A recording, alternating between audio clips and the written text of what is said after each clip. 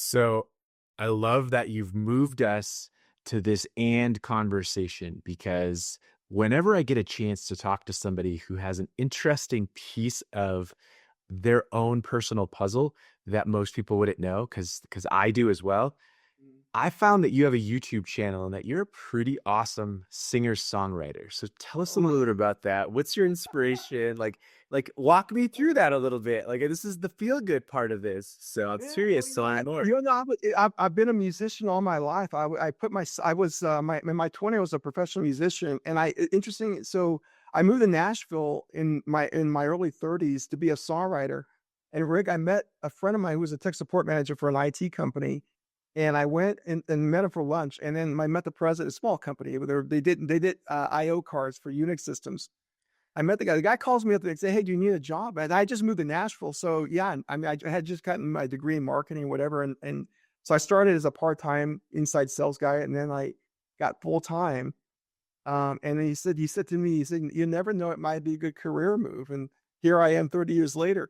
But I never stopped the passion, so I continued to play and write music. And up about maybe about 10 years ago, I had stopped for a number of years and rededicated myself to going out performing and recording music. And so I have this It's kind of the and I find are you a musician, Rick? You play music? I just started to learn how to play the guitar, but I had to put it to bed because I decided to get my pilot's license instead. And so two That's passions were a that little like just a dude, that's awesome. And I admire for people because that's a difficult one, but I love that passion. What I found is that there's a lot of because if you we don't have it here because I'm not in my home office, but in my background I have my guitars, and I find there are a lot of musicians in IT, right? So it just reinforced, and and it's about creativity. It's the balance of both, the left and right brain. So part of what my gig that I have here in my day gig in IT is leveraging a lot of that creativity and passion that also translates when I play music. Whether I'm playing in front of a concert or speaking in front of a stage, it's about being able to convey a message and communicate and connect.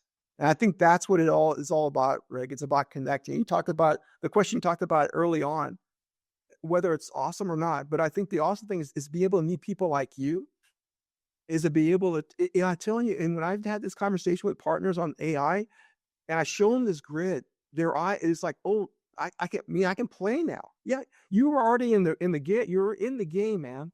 You just need to know how to play it. You just play it with your strengths. And it's like when I have musicians that are you have some guitar players that they're trying to be a different style, and so just play to your strength.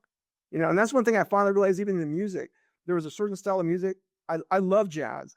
I am never going to be a jazz musician, but I love it. I'm not gonna be a classical musician, but I love that, but I'm just focused on where I am at, and I think if you can focus on your life, where you're at and your passion, like you've done with the pilot, I'm intrigued by that.